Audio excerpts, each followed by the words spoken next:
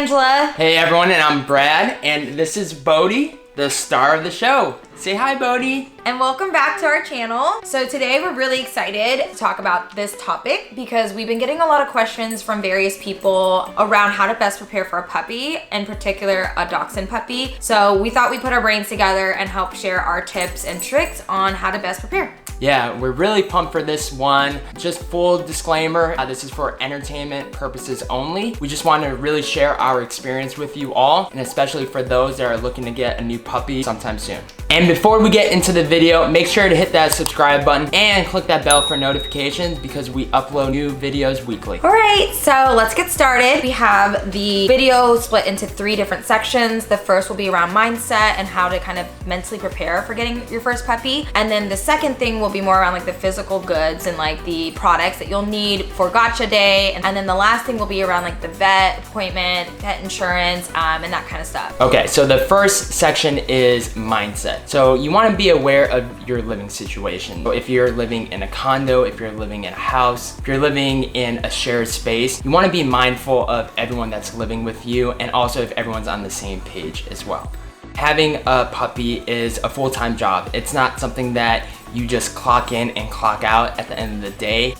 It takes a lot of time, a lot of patience, a lot of commitment, energy, money, of course, but most importantly, love and care. Dogs typically live around 10 to 16 years. More or less depending on health, different breeds and things like that. Typically, this is like a really big commitment. You're not just getting like a toy. You might need to like consider your lifestyle as well and just be honest with yourself. Are you someone that does stay home 10 to like 12 hours a day that you would be able to dedicate to taking care of the puppy or just being with the puppy? Or are you also someone that's like really busy, that likes to go out to places that aren't dog friendly? Whether that's, you know, nightclubs and things like that. Like, not saying that you can't get a dog if you do those things. It's just that our lifestyle changed a lot when we did get our dog, and we knew exactly what we were getting into. I would say we definitely go out less. Not that we're homebodies or anything. It's just something that like naturally happens because you kind of just want to take your dog everywhere with you. So yeah, that's like what I would say about kind of like around the mindset of like making sure your lifestyle and your mindset fits in a way that you know you can commit to a long-term commitment like getting a dog or getting a puppy. Also, a big thing is if you're getting a puppy with a partner, it's pretty much like you're preparing for a kid. Getting a puppy requires a lot of time, a lot of energy. You need to take it to the bathroom, you need to groom it, you need to feed it, to take it to the vet. You need to do all of these things. You just want to make sure that you and your partner are both on the same page and you're both fully committed to it 100%. Section 2, tangible things that you need to get before your gotcha day. So we put together a big list of everything and we actually made a YouTube video about our gotcha day experience. If you want to check that out, the link will be somewhere on the screen right now and it'll be in the description box below. First thing first that you'll definitely need a water bowl, food bowl, and then also food. If you're getting it from a breeder, they will typically bring a bag of kibble or like food that the puppy's been eating and they'll give that to you. It's usually about, I would say like a week's worth of food, maybe about 2. A week. I think ours was a week. Yeah. So ours was a week, and basically what you want to do is you want to get your own bag of puppy food. We like a certain brand and we'll link all of that in the description box below. We got that to start and it's like a puppy version, so it has like all the right things for the puppy to grow healthy. What you do is then you take the breeder's food and then you take your separate store-bought food and you kind of mix it in for the puppy to eat as it's getting more acclimated to a newer diet. I didn't know what brand the breeder bought and we kind of wanted to make sure that our puppy kind of got the best food, so we bought the really expensive brand. Well, not super expensive, but yeah, not too but expensive. More expensive than probably I think what the breeder was feeding like a bunch of puppies. So definitely we'll link that down below for you guys to check out. That's like the main things, right? Getting the food, and typically we'll start with like kibble. We did want to, and we eventually did integrate like a whole foods diet for Bodie, but we did start with kibble and he was on kibble for like 8 months or like 9 months.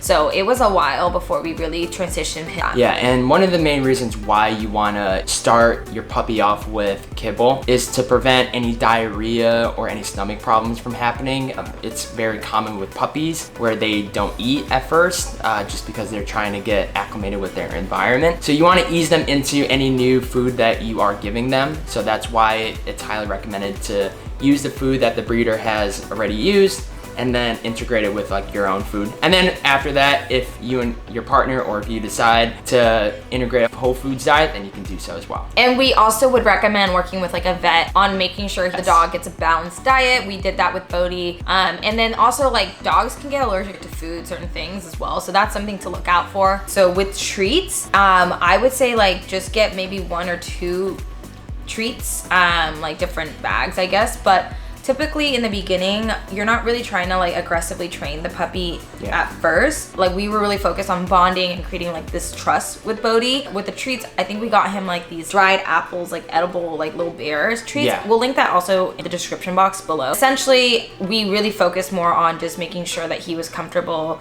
that he felt safe in his new environment, and it wasn't too big of a shock to his system. He did eventually get more comfortable because he didn't eat for the first few days. He was actually really scared, and it was really cute. It was and very really cute. yeah, Very sad. and really sad because they're like so small and they're like crying. But he did get more and more comfortable quite quickly, and so we were able to then start integrating like treats in, start training him. Yeah, you want to make sure that your puppy trusts you right off the bat.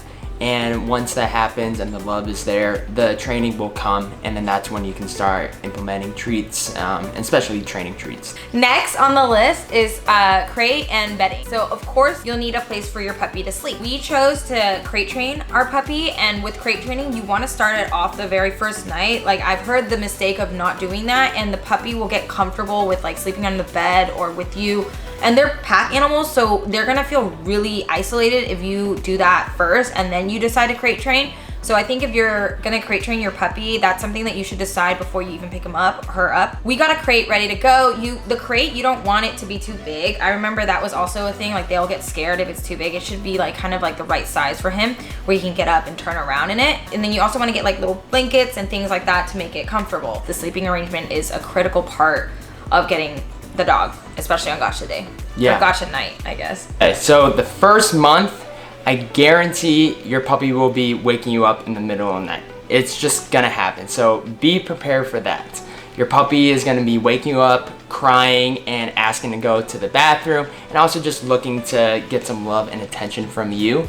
So you just wanna be mentally prepared for that, and also make sure that your partner and everyone that you're living with is also on the same page too. A pro tip, what we did was, Bodhi, the first night, he had a lot of crying, he kept waking us up, and what we did was we played very soothing, relaxing dog music right next to his crate. And what it did was, yes, he was still crying, but eventually it helped him soothe right back into sleep. So we highly recommend doing that. We'll also link the playlist that we included down in the description box below, so all of you guys can take a look at it. If you choose to crate train your dog, we'll actually be doing an in-depth video on how to crate train your dog and our personal experience with it. So stay tuned for that video when it comes out. And we'll link it here too. The next section we have is toys. Right off the bat, we have non-edible toys. You think of the ropes, you think of the plastic balls, you think of the tennis balls, and any other toy that you could possibly think of, it's in this category. So you wanna make sure you have a lot of these toys so you can just have fun with your little puppy. It's optional. I mean, It's honestly, optional. you don't have to have them, it's but optional, but guarantee your puppy will enjoy it. yes. The next thing is we have our edible toys. Think of yak sticks, and if you're not too familiar with what yak sticks are, Bodhi actually loves them. They're cheese sticks, and they're really, really hard cheese sticks, and it really helps with teething, and it helps with just keeping them engaged, especially when they're bored. So we highly recommend yak sticks. Think of beef hide, think of chicken jerky, turkey jerky, and then also Kongs too, which are the little plastic toys that you put treats inside. Puppies love them, and it keeps them entertained for a long period of time. The last thing is very optional, but it's a plush heartbeat toy. And we'll go into this in a little bit more depth on a later video, but ideally it's a toy with a heartbeat in it. And it really helps the dog go to sleep much quicker, and it feels like it has a companion with them. Yeah, and we'll link it also down below so you guys can see what it is and like why we recommend it. Yeah, all right, moving right along. The next section is potty training. So the big question is, do you get pads for your puppy? Do you not get pads for your puppy? What did we do? We did not. Well, we did get pads just in case, But we actually got artificial grass delivered off of Amazon. We'll link it again as well. We wanted to make sure we got a big patch of grass for Bodhi. The reason why we didn't get pads, and we can, if everyone or anyone is interested, we'll make a more in-depth video on potty training, because that is like one of the things that we did right. Like right off the gate, we were able to like really train him. And dachshunds in general are like notorious for being super stubborn when it comes to potty training. So we're really proud of this one. But we'll make another video and we'll link it here when it's ready. Essentially, we got these like fake artificial grass from Amazon. And if you're like bougie, you can get actual grass delivered to your apartment, and then we just leave it out in the patio area. If you have a backyard, then like that's perfect. Just make sure you have a little grass area or dirt area or whatever that you can kind of like train the puppy to associate that as the bathroom. Lastly, vet appointments. So this will be the last section in the video. For this section, I know that some people choose to vaccinate their dogs and some don't. We highly recommend it because we want to bring our dog everywhere, and so you just never know what the dog can pick up because they're always touching things, they're always smelling and eating things. So we chose to get full vaccination.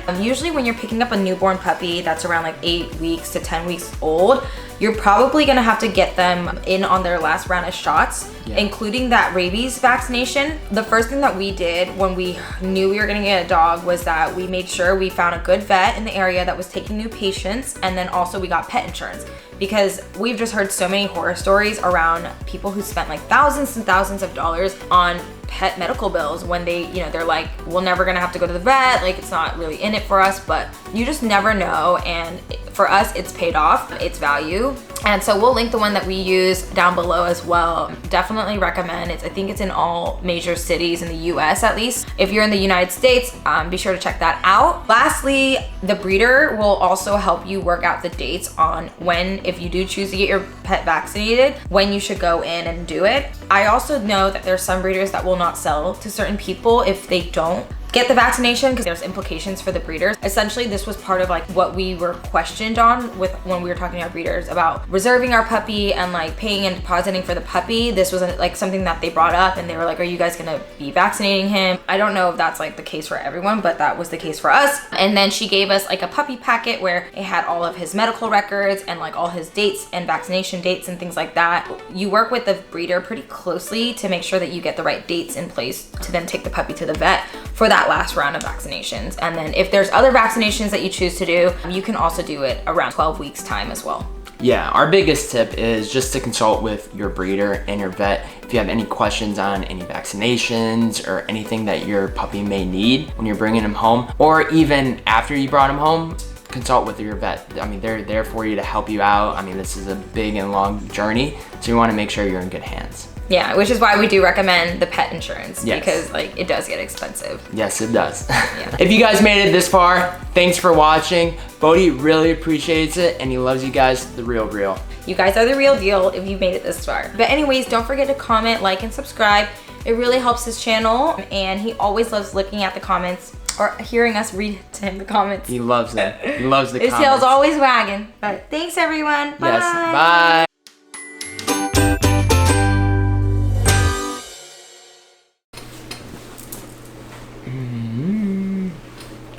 Okay. Cool. Okay, go.